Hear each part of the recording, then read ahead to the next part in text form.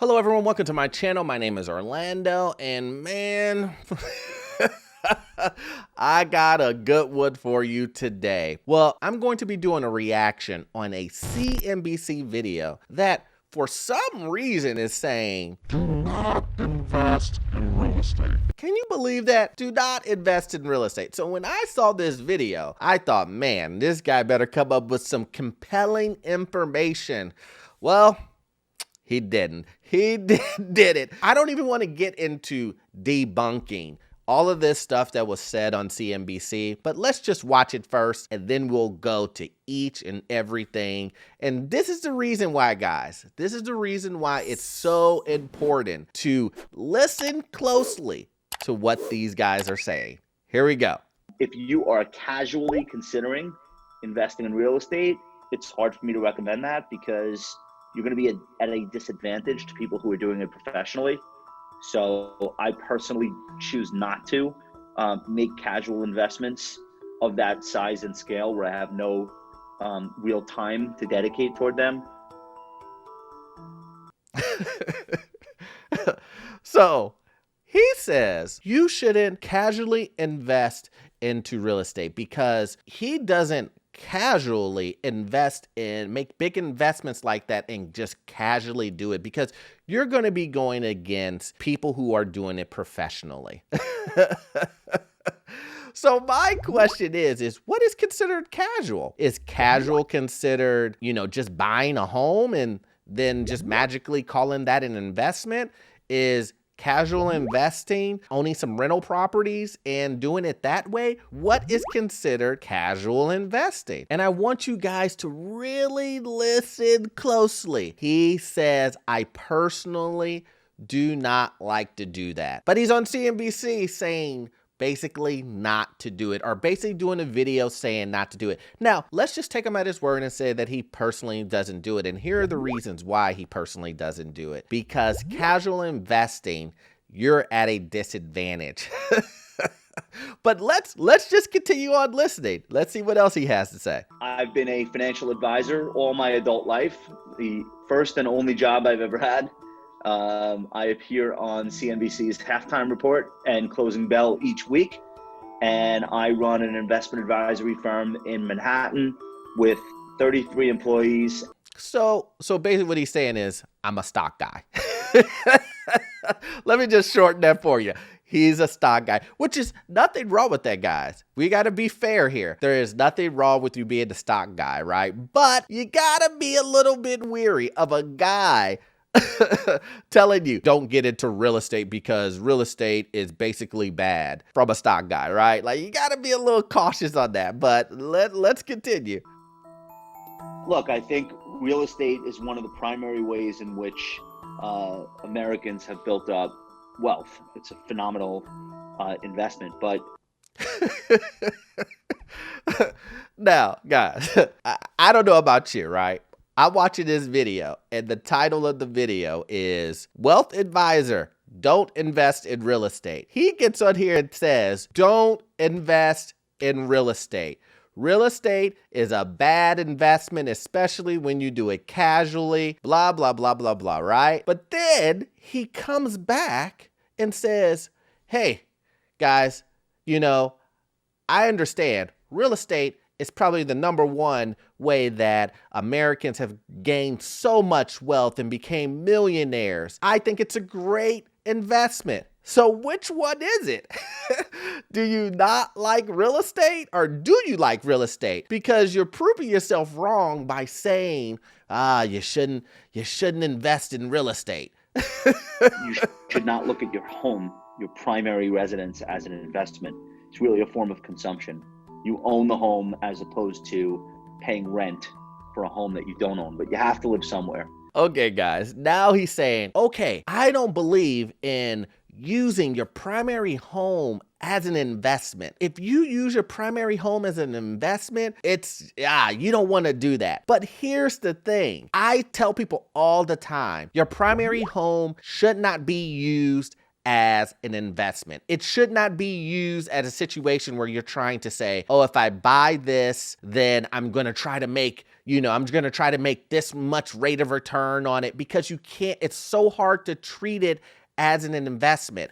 And we all know that in the tax code, with the IRS and whatnot, you cannot treat your home as a business with you living in it. But here's the thing that he's missing, guys. Here's the number one thing he's missing. There's only two options. The first option is renting. The second option is owning a home. Owning a home is the best of those two options.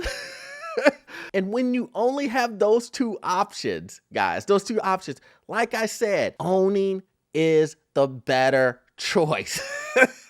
It's just really simple. You're throwing your money down the drain with renting. Everyone knows this. You're throwing your money in the drain, versus if you own a home, you get to put that money in equity. Guys. Let's continue listening to him. What else he's got to say? So I think when you look at the inflation-adjusted history of the United States, we're like housing, you're really talking about like 1% a year in return. So it's not a great investment. But he's saying if we look at inflation, then, it basically comes down to 1%. 1% based off of what? Based off of what? Okay, but here's the kicker, guys. Let's say that all of that stuff is true. Is it better to get 1% off of your money or 0? 0. If you rent, you get nothing. If you have $10,000 in rent you're going to pay for the whole entire year, and you have $10,000 in a mortgage, you are guaranteed that some of that $10,000 is going to go towards your principal. And no matter how it gets cut and chopped up into that 1%, let's say that $1,000, that's $1,000 that you saved rather than giving it all away. So how does that not even make sense? I kind of get what he's saying. He's saying if you're going to basically use this as your only investment vehicle, then it's probably not going to give you the best return in comparison to stocks, right? But here's the thing. Most people will not do that. Most people are not looking at their house and going, this is the best investment I possibly can make. You know what? It's going to do so much better than stocks. Most people aren't doing that. If you're watching this channel, you're trying to get into rental properties. You're trying to do house hacking so that you can live in your house for a year and then move out. That's the things that we're trying to do. Most people are trying to do this. What he's talking is nonsense.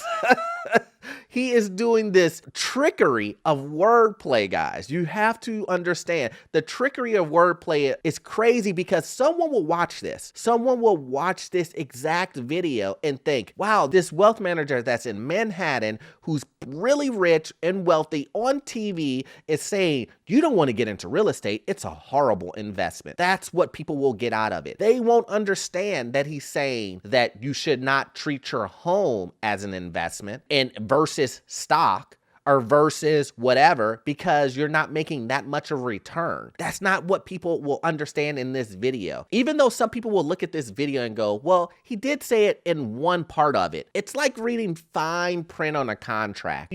Fine print on a contract. Most people kind of don't see it. All they hear are their bigger points, right? And that's what's going to happen in this video. But let's go ahead and continue to watch the rest of it, because there's going to be some good points in this. Now, you'll find people that happen to have bought a house on waterfront property in the 1970s, and that is, of course, appreciated far faster than the average house all over the country. So they will look at their own personal experience or the personal experience of their father or grandfather, and they will say, real estate's the best investment ever. So I think a lot of opinions about whether or not to invest in real estate come from anecdotes and not data. When you look at the data, not only is the average annual growth of the price of a home nothing to write home about, especially compared to the stock market. Come Come on, man. Come on, man. Come on. He's talking about, obviously you're going to be biased towards real estate, but the only reason why you would be biased towards real estate is because your great, great, great granddaddy bought real estate and gave it over to you in beachfront property, and now it's worth millions of dollars. So of course, you're going to be like, yay, real estate is so great. My great, great, great grandpa bought this house for, $2,000, but now it's worth $10 million because it's beachfront property. Well, let me tell you something. Most people do not have that advantage of having a house or owning or having property passed down to them that is beachfront property that their great, great, great, great, great granddad has given them. That's just not the case, right? So if, of course, someone who has that opportunity is going to believe or is going to say to themselves, oh, wow, yeah, it's great because it appreciated, but most people won't, because that segment that he's talking about is so small. So you can't, it's the 1% basically. The 1%. It is that $1 million group of people that he's talking about that is saying, when they compare it, of course they're going to say that. But everybody else, it's nothing to ride home about. Well, you're just talking once again about you're pushing the narrative of you don't need to buy real estate because we're just talking about a primary home that you will live in forever. That's what this guy is talking about. Let's continue. It's got all these other costs involved. Taxes that you pay, maintenance that you're forced to do, renovations that you'll do over time. And most people, when they quote how much money they made on their house, they'll forget about all that stuff. And they'll say, we bought the house for $50,000, sold it for $250,000. It's the best investment ever. And then you almost feel bad. You don't want to go back in time with them and point out all the other stuff they're not accounting for, and then adjust that for inflation, and then average that out over decades. And then they say, So then he goes on to say, okay, well, you'll feel bad because someone will tell you, I bought the house for $50 and then I sold it for $250. But then when you go back and you show them all the maintenance that they're going to have to do on this property, it adds up. And then at the end of the day, you really didn't make that much money. But at the end of the day, you weren't renting. And that's what this guy is missing. He's taking one option and not taking what the options are. The option is renting or buying. That's the option. And even if you bought a house for $50,000 and you sold it for $250,000, right? So that means you made $200,000, right? If you spent $100,000 in repairs on that house, let's just say you did that, $100,000 in repairs. That means you have $100,000 left. Let's just say you spent $250,000 in rent, or $150,000 in rent, or $100,000 in rent. What's the return on that? I'll wait. Zero. You're not making any money when you are renting, guys. And he is totally missing that point. He's just so focused on trying to tell you guys, don't invest into real estate. It's a bad investment. Come over to stocks. As a matter of fact, hire me as your stockbroker or your stock or your wealth advisor, and I'll hook you up with the best stocks that you possibly can. It's coming up. Don't worry. Here it comes. I don't personally invest in real estate outside of REITs that are publicly traded in the market. Told you Anyone it can was buy a coming. REIT, I knew it was coming. like Here, common that was stock. the pitch. REITs are real estate investment trusts. So similar to publicly traded corporations, one of the major differences is they don't retain earnings. They have to pay out almost all of the profits that they make, and that payout is called a distribution. It looks just like a stock dividend. It's paid out on a quarterly or a semi-annual basis. And that's one of the primary features that people buying REITs are looking for, that current income, usually rents being passed through. But there are many types of REITs that are not just real estate that you can live or work in. There are hospital REITs. There are cloud computing REITs, where it's basically a server farm paying out income. There are cellular phone towers He goes on to say that what I don't do is I don't invest in real estate, but he says instead, guys, I invest in REITs. Go figure. He's telling you don't invest in actual property that you would own. He wants you to invest into REITs. So here's the thing that I'm talking about, guys. In this whole situation, the argument that this guy is having is he's telling you don't invest in real estate because real estate is bad, but he's telling you to invest. Just listen to me here. He's telling you to invest in stock that is run by people who invest in real estate, but he's telling you not to invest in real estate. I mean, I can't make this stuff up. When you listen to these guys, it's once again the same scenario of someone telling you not to do something. Don't invest in real estate. But then he wants you to invest into a stock that invests in real estate, but he doesn't want you to do it. Why is that? Why doesn't he want you to do that? That would be my question. Well, the answer is very clear to me.